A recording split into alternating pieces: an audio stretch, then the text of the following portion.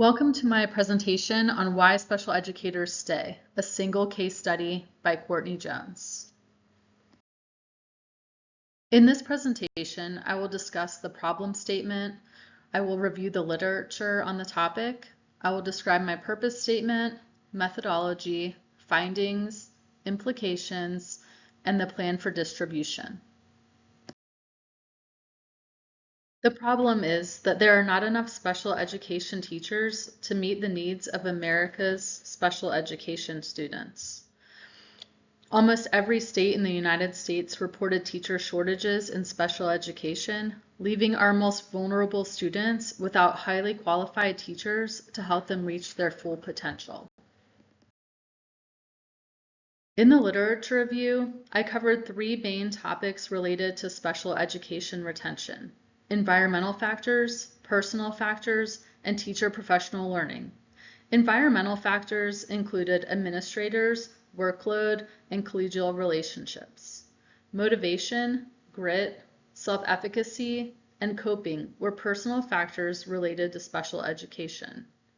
Pre-service teacher preparation programs and in-service professional development were professional learning factors related to retention.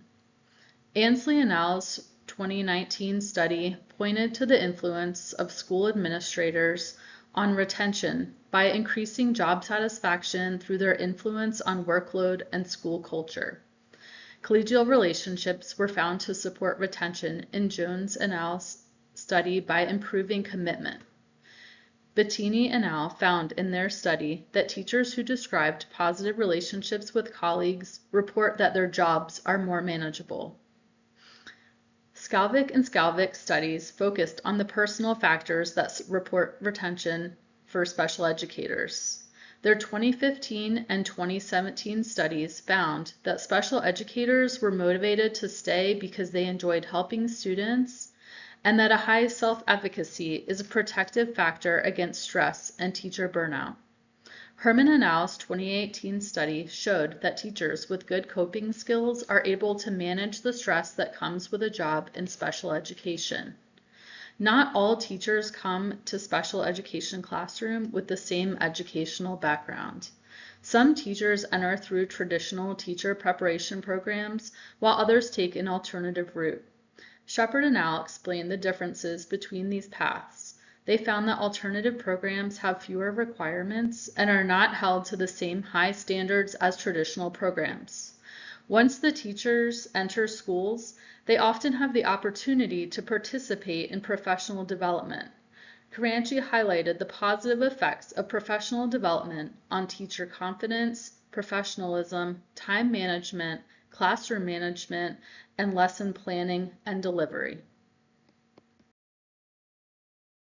The purpose of this qualitative single case study was to explore how special education teachers describe the individual and environmental differences related to their retention in special education classrooms. The research questions that guided this study were: how do special education teachers in North Carolina describe their individual differences that kept them dedicated to a career in special education? The individual differences that I'm using here were person vocation fit and person job fit. The second research question was: how do special education teachers in North Carolina describe the environmental differences that kept them dedicated to a career in special education? I used person-person fit, person group fit, and person organization fit as the environmental differences for these research questions. The theoretical framework that guided this study was person-environment fit theory from Jansen and Christoph Brown. This theory from 2006 proposes that environmental and individual differences influence outcomes for employees depending on their temporal stage of work. This means that people who are early in their careers are affected by the differences differently than those who are in the later stages of their careers. There is a multidimensional fit factor that includes person vocation fit, person job fit, person-person fit, person group fit, and person organization fit.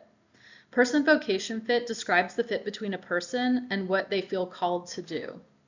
Person job fit describes how well the person is able to complete the job tasks. Person fit refers to the fit between the employee and another person, such as a mentor or a supervisor. Person group fit describes how well the employee fits in with their teammates. And person organization fit describes the alignment between the values and beliefs of the company and the individual. All of these things come together to result in an outcome of job satisfaction and dedication to their career. I chose a qualitative single case study with embedded units for this study. Each embedded unit was a special educator with over 15 years of experience in North Carolina public schools. The participants provided demographic data and answered open-ended questions through a questionnaire that was accessed online. Each participant engaged in an interview with semi-structured questions via Zoom that lasted roughly 1 hour. Here you can see the demographics of the participants for this study. The participants ranged in age from 46 to 63. At the time of this study, all 5 teachers were still teaching. 4 of the 5 teachers were female and taught in the resource and inclusion setting. The 5th participant was a male who taught in a separate setting environment. In this study, there were 4 main themes. The first theme was related to person job fit under individual differences. Special education teachers balanced their work responsibilities with regular self-care practice. The participants in this study all discussed the need to work additional hours outside of their contract hours to meet their job demands. Special education studies highlighted the issues through the years. Collins and Al found that special educators must write individual lesson plans to match IEPs, manage behaviors, progress monitor, write IEPs, collaborate with teachers and specialists, lead meetings, and frequently communicate with guardians. Along with the necessary additional work hours, the participants highlighted the need for self-care to cope with the additional workload and stress that comes with being a special education teacher. All of the teachers had a regular self-care practice that ranged from exercise to gardening. Other studies found that coping helps special educators manage stress. Hayden and Al's study found that healthy coping skills help negate emotional exhaustion and stress for special education teachers. The second theme was related to person vocation fit under individual differences. Special education teachers highlighted their enjoyment for helping special education students find success. All of the special education teachers described how much they enjoy the students they teach. Each of them discussed the joy that they have in supporting student success. This theme was related to the findings of Skalvik and Skalvik in their 2015 study on special educator motivation. They found that special educators are motivated to stay to help children grow emotionally, socially, and academically. The third theme was related to person-person fit under environmental differences. Special education teachers emphasize the importance of early relationships with a mentor and/or administrator to guide their induction into their careers. All of the participants in this study discussed positive early mentoring experiences. These experiences supported their instruction and emotional well-being as they learned their new roles. All but one teacher discussed how great administrators help them remain dedicated to their careers. This study supports previous studies that found that positive mentoring experiences are related to retention for special educators. Bastian and Marks found that participation in mentoring programs was directly related to higher retention rates, and Aldasiri found that when educators trust the decisions being made by their administrators, they are more likely to stay committed to their roles. The fourth theme was related to person group and person organization fit under environmental differences.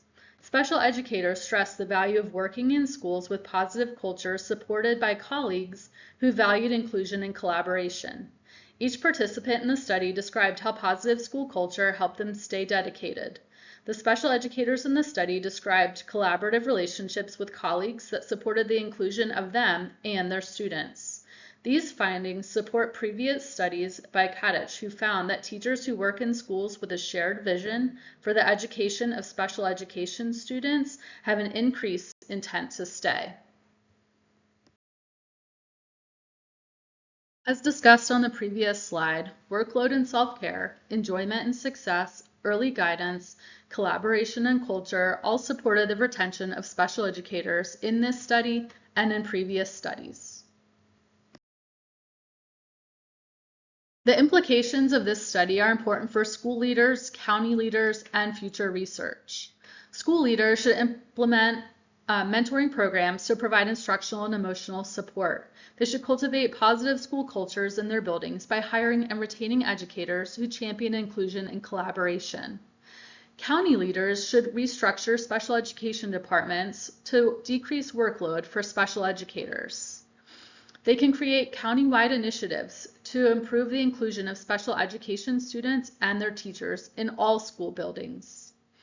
They can develop countywide new special educator programs to support them in their first few years. For future research, it would benefit everyone to increase research on special educator retention. They can dive deeper into the beginning teacher mentoring programs that help to support retention. It would also be beneficial to conduct quantitative or mixed method research so that causal conclusions can be found about retention. Here you'll find my distribution plan. I have two different plans, one for school administrator meetings and one for county leadership and state leadership meetings. It would be important for school administrators to learn about the findings, to be able to discuss why this matters to them, and to work together to create plans for the future. At county and state leadership meetings, it's important that these findings are shared. Then we can discuss why it matters, and it would be important to have a roundtable discussion so that planning can take place for the future. The next few slides just contain my references that I discussed throughout this presentation. I hope you enjoyed it, and thank you for watching.